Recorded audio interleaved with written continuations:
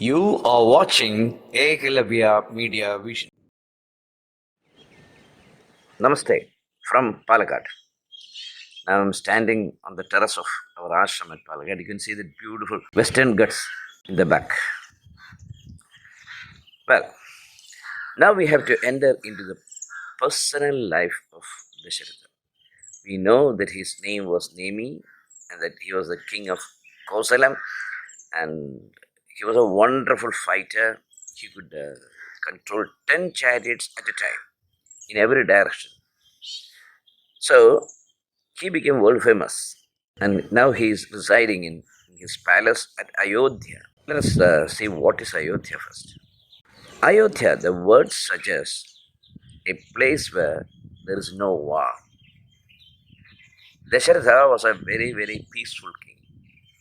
He didn't want to annex other kingdoms to his own kingdom. Though he was very powerful, he never attempted that. He was not a Chinese. Well, a place where there is no yuddham or war is called Ayodhya. That means that was a very peaceful kingdom. Though very powerful, even the Devas invite the king to come and fight for them. Such a king, a great warrior. And he ruled the kingdom very well. And Ayodhya was the center of peace. That's why it is called Ayodhya, no yuddham. So, if you go into the symbolic meaning, it's very clear. One should be absolutely peaceful. His personal life should be peaceful. His family life should be peaceful. His official life should be peaceful. Everywhere there should be peace. If there is peace in this world, then things will grow in the positive direction. If there is himsa, then things will grow in the negative direction. If there is love, there is peace, isn't it? Actually, Aristotle has said, if there is peace, there is no need for a constitution. Why there should be a constitution for a country? Because the people are not peaceful all the time. They may cross the limits. That's why there is a great constitution for us. Well, a sadhaka should give peace. He should be an embodiment of peace. Who was the most peaceful person in the world? If you ask me, I will say Mahatma Gandhi. Mahatma Gandhi actually was a personification of peace. Of course, you said, I wonder why Nobel Prize never came in search of him. Even now, all the countries are trying to annex each other. In this dark chaos, Mahatma Gandhi stands like a lamb. He gives light. He was leading the freedom struggle. Naturally, there would have been a lot of tension for him. But Gandhiji has said that he could move without tension. How? Because he gave peace to himself. You may be able to give peace to other people, but the most important thing is that you should give peace to yourself. A sadhaka should be in the peaceful domain. For that, he should first give peace to himself.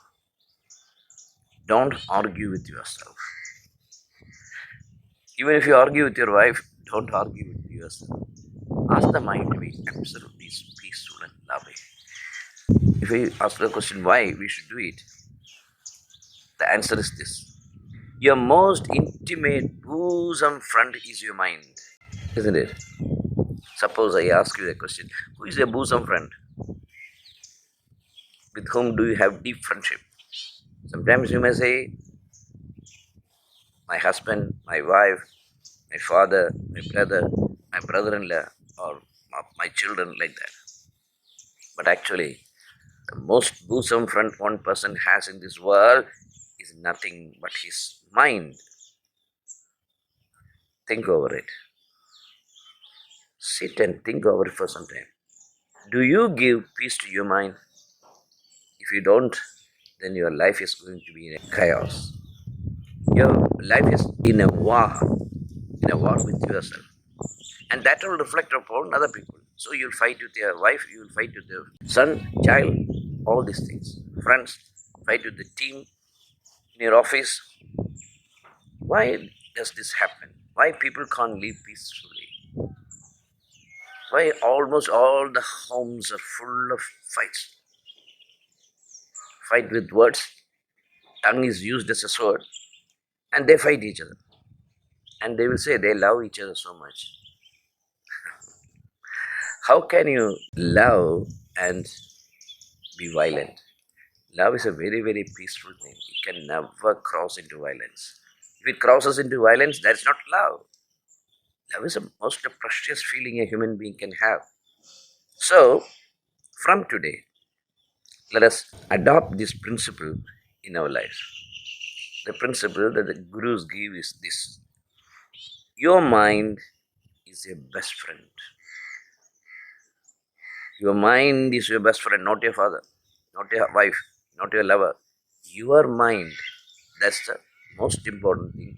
And he is your best friend. It is that friend who follows you up to your cemetery. No other friend can cross the line, but the mind can. Many people who have died and have come back have vouched for this. That is called a clinical death. Clinically you are dead, but actually you are not dead. In that situation, after coming back to life, they were interviewed by psychologists and they have said that they still have the mind. The mind doesn't die. So, your greatest friend is your mind. Don't hurt him. Don't be violent with him. Don't try to abuse him. Don't try to torture him. He's your best friend. Be peaceful with your mind. Your mind is your best friend. Don't harm it. In whatever situation, for whomsoever, whatever be the reason, don't hurt your mind. Usually, people, when they get disturbed, go into a corner and start thinking all the negative things. And all these negative things are boxes punch on the face of the mind. Don't do it. Stop it. Ask your mind to be very friendly and promise that I will never hurt my mind. From today, this moment, I take a decision that I will never hurt my mind. And whenever you become angry, the mind also gets angry. Actually, your mind is your best friend. He wants to do only good things for you. Unfortunately, you become violent with other people, the mind also gets disturbed. You go on arguing about something, your mind gets disturbed. Don't do this. Be a very close friend of mine so that it will be absolutely happy. Once you keep your mind friendly, then it can do a lot of things for you. Suppose you're a shopkeeper and when a customer comes, you smile at him, isn't it? And you talk so politely with him. Why? Because the customer should come back again searching you. Similarly, you treat your mind as a customer, the greatest customer for you. He will give a lot of business to you if you behave well to him. So, Ayodhya is a place where there is no war. No war.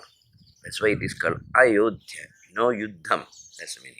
So, you should learn one thing from there. If you want to become a real sadhaka, if you want to grow in the spiritual domain, what you have to do is to keep your mind absolutely calm, quiet, and relaxed. Don't argue with it. Don't punish it. Don't punch your mind as if it is a punch bag of a boxer. Give him peace. Absolute peace. My mind, I'm sorry, I have hurt you, but that came out of my ignorance. From today onwards, I'm not going to hurt you at all. From today, I'm going to keep my mind as my best friend and I ensure that I will never hurt him with my speech or action. See, the life would change.